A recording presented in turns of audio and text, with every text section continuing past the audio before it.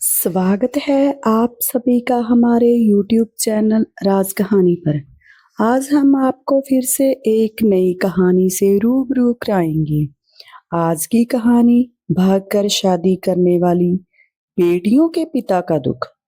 Train के AC coach में मेरे सामने की सीट पर बैठी लड़की ने मुझसे पूछा, हेलो, क्या आपके पास इस मोबाइल की पिन है? उसने अपने बैग से एक फोन निकाला था और नया सिम कार्ड उसमें डालना चाहती थी, लेकिन सिम स्लॉट खोलने के लिए पिन की जरूरत पड़ती है जो उसके पास नहीं थी। मैंने हाँ में गर्दन हिलाई और सीट के नीचे से अपना बैग निकालकर उसके टूल बॉक्स से पिन ढूंढकर लड़की को दे दी। लड़की ने थैंक्स कहते हुए पिन ले ली और सिम डालकर पिन मुझे वापस कर दी। थोड़ी देर बाद वह फिर से इधर उधर देखने लगी। मुझे रहा नहीं गया, मैंने उसे पूछ ही लिया, कोई परेशानी है? वह बोली, सिम स्टार्ट नहीं हो रही। मैंने मोबाइल मांगा, उसने मोबाइल मुझे दे दिया। मैंने मोबाइल देखकर उससे कहा कि सिम अभी एक्टिव नहीं हुई है, थोड़ी देर में हो जाएगी और एक्टिव होने के बाद आईडी वेरिफिकेशन होगा, उसके बाद आप इसे इस्तेमाल कर सकते हो। लड़की ने पूछा, आईडी वेरिफिकेशन क्यों? मैंने कहा, आजकल सिम वेरिफिकेशन के बाद ही एक्टिव होती है। जिस नाम से यह सिम खरीदी गई है उसका नाम पूछा जाएगा तो आप बता देना। लड़की हैरान हुई। मैंने उसे दिलासा देते हुए कहा, इसमें कोई परेशानी की बात नहीं। वह अपने एक हाथ से दूसरा हाथ दबाती रही मानो किसी परेशानी में हो। मैंने उसे फिर निम्रता से कहा, आपको कहीं कॉल करना है तो मेरा मोबाइल इस्तेमाल कर लीजिए। लड़की ने कहा, जी फिलहाल नहीं, थैंक्स। लेकिन यह मैंने उसे पूछ ही लिया, यह सिम किस नाम से खरीदी गई है? उसने कहा, मुझे नहीं पता। मैंने कहा, एक बार एक्टिव होने दीजिए, जिसने आपको सिम दी है उसी के नाम की होगी। उसने कहा, ओके, कोशिश करते हैं। मैंने पूछा, आपका स्टेशन कहाँ है? लड़की ने कहा, दिल्ली। फिर उसने मुझसे पूछा कि आपका स्टेशन कहाँ है? मैंने कहा, दिल्ली जा रहा हूँ, एक दिन का काम है।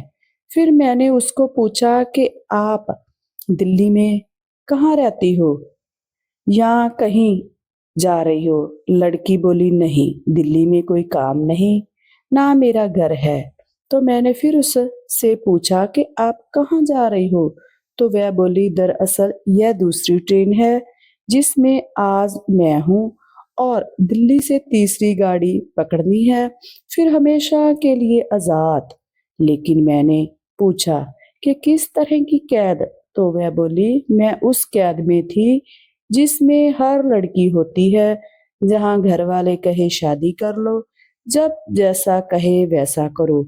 मैं घर से भाग चुकी हूँ। मुझे हैरानी हुई, मगर मैंने उसे हंसते हुए पूछा, अकेली भाग रही हो आप? आपके साथ कोई नजर तो आ नहीं रहा। मैं बोली, अकेली नहीं, साथ में है कोई। फिर मैंने पूछा, कौन? मेरे प्रश्न तो खत्म नहीं हो रहे थे।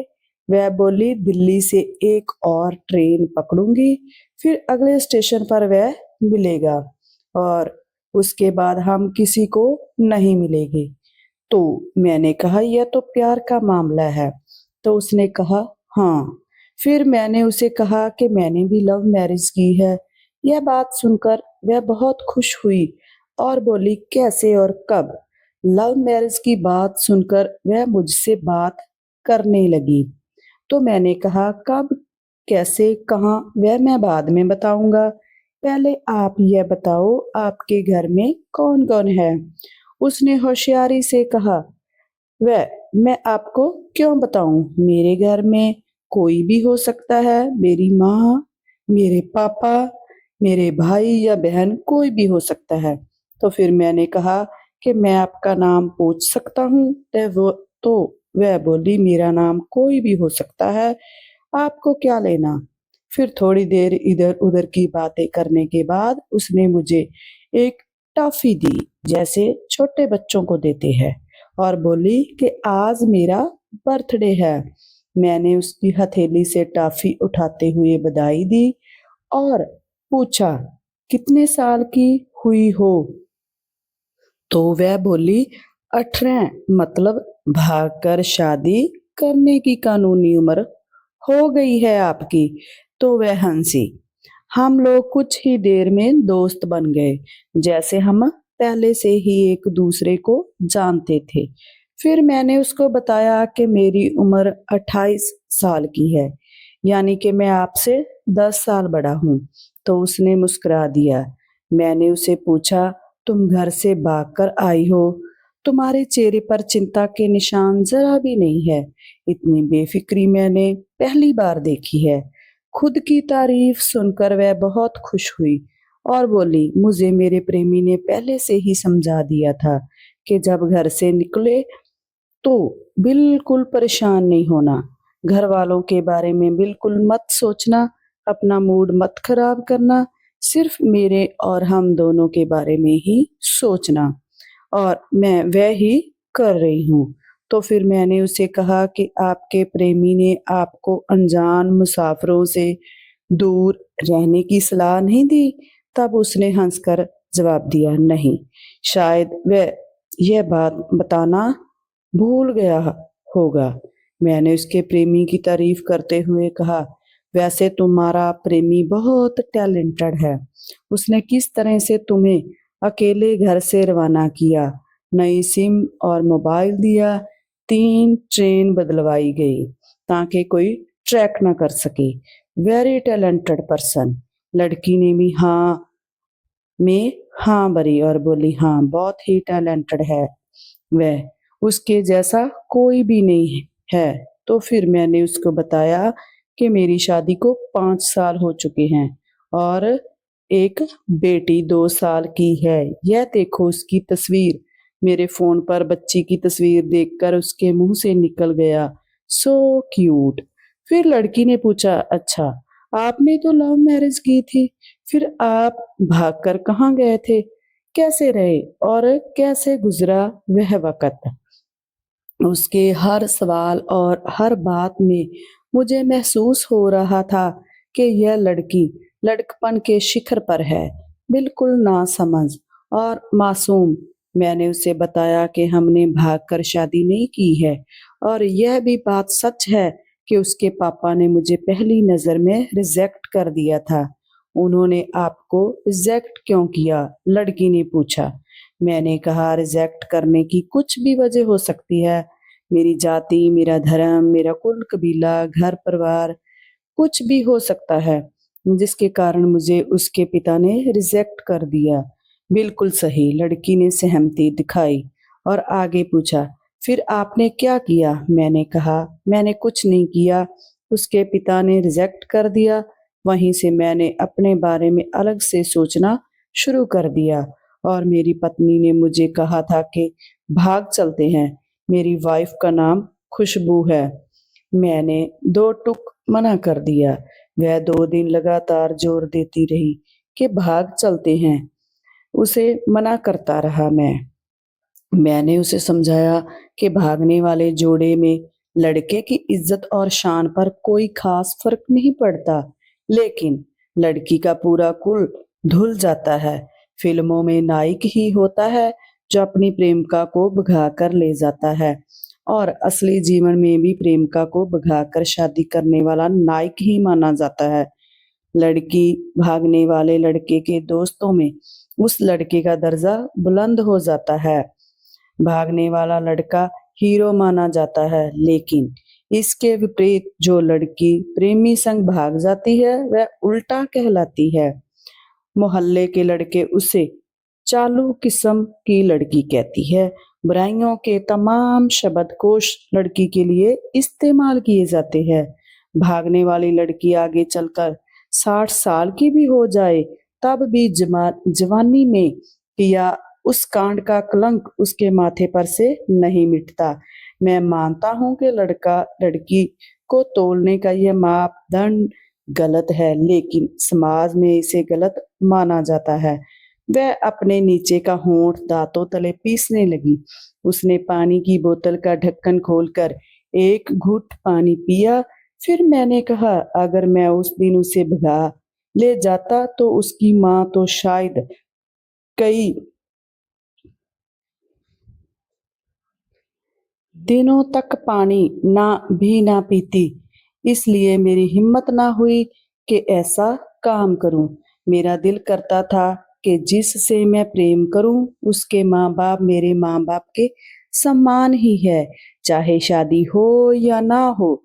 यह सुनकर वह लड़की कुछ पल के लिए वह सोच में पड़ गई, लेकिन मेरे बारे में और जानना चाहती थी। उसने पूछा, फिर आपकी शादी कैसे हुई? मैंने बताया कि मेरी पत्नी की सगाई कहीं और कर दी गई थी। धीरे धीरे सब कुछ नॉर्मल होने लगा। मेरी पत्नी और उसके मंगेतर की फोन पर बातें भी होने लगी थी, लेकिन जैसे जैसे शादी नजदीक आने लगी उन लोगों की डिमांड बढ़ने लगी। डिमांड का एक ही मतलब होता है, दहेज की डिमांड। परिवार में सबको सोने से बने तोहफे और दूल्हे को लग्जरी कार चाहिए थी। सास और ननद को भी जेवर चाहिए थे। फिर मैंने वह सगाई तुड़वा डाली। फिर किसी तरह घर वालों को समझा बुझा कर मैं फ्रंट पर आ गया और हमारी शादी हो गई। यह सब किस्मत की बात थी, लड़की बोली। चलो अच्छा हुआ आप मिल गए, वरना वह गलत लोगों में फंस जाती। मैंने कहा, जरूरी नहीं कि माँ बाप का फैसला हमेशा सही हो, और यह भी जरूरी नहीं कि प्रेमी जोड़े की पसंद सही हो। दोनों में से कोई भी गलत या सही हो सकता है। मतलब की बात यह है कि कौन ज्यादा समझदार और वफादार है। लड़की ने फिर से पानी का घूंट पिया। बुरा मत मानना, मैं कहना चाहूंगा कि तुम्हारा फैसला तुम दोनों का है, जिसमें तुम्हारे माता पिता शामिल नहीं है। ना ही तुम्हें इश्क का असली मतलब पता है। उसने पूछा, क्या है इश्क का सही मतलब? मैंने कहा, तुम इश्क में हो, तुम अपना सब कुछ छोड़कर चली आई हो, यह इश्क है। तुमने अकल का दखल नहीं दिया, यह इश्क है। नफा नुकसान नहीं सोचा, यह इश्क है। तुम्हारा दिमाग दुनियादारी के फितूर से बिल्कुल खाली था। उसने खाली स्पेस में तुमने इश्क भर दिया, मगर जिसके लिए आपने अपने दिल में इश्क भरा है वह इश्क में नहीं बल्कि होशियारी में है। जो इश्क में होता है वह इतनी प्लानिंग नहीं कर सकता, तुमसे 3 ट्रेनें नहीं बदलवाता। उसका दिमाग इतना काम ही नहीं कर रहा है। कोई कहे मैं आशिक हूँ और वह छात्र भी हो, यह नामुमकिन है। मजनू इश्क में पागल हो गया था, लोग पत्थर मारते थे। उसे इश्क में उसकी पहचान तक मिट गई। उसे दुनिया मजनू के नाम से जानती है, जबकि उसका असली नाम क्या था जो नहीं इस्तेमाल किया जाता। जैसे फरहाद ने सिर के लिए पहाड़ों को खोज कर नहर निकाल डाली थी और उसी नहर में उसका लहू बहा था, वह इश्क था। इश्क में कोई फकीर हो गया, कोई जोगी हो गया, किसी मांझी ने पहाड़ तोड़कर रास्ता निकाल लिया, किसी ने इतना दिमाग नहीं लगाया था। यह सब सुनकर लड़की अचानक से कहीं खो गई। उसकी खिलखिलाहट और लड़कपन एकदम से खामोशी में बदल गया। मुझे लगा मैं कुछ ज्यादा बोल गया, फिर भी मैंने बोलना जारी रखा। मैंने कहा, प्यार तुम्हारे पापा तुमसे करते हैं, कुछ दिनों बाद उनका वजन आधा हो जाएगा।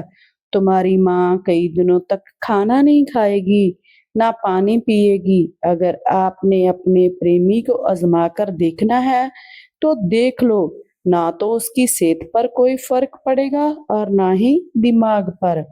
वह अपने लिए बहुत अक्लमंद है। आजकल गली मोहल्ले के हर तीसरे लड़के को जो इश्क हो जाता है वो इश्क नहीं है, वह सिनेमा है।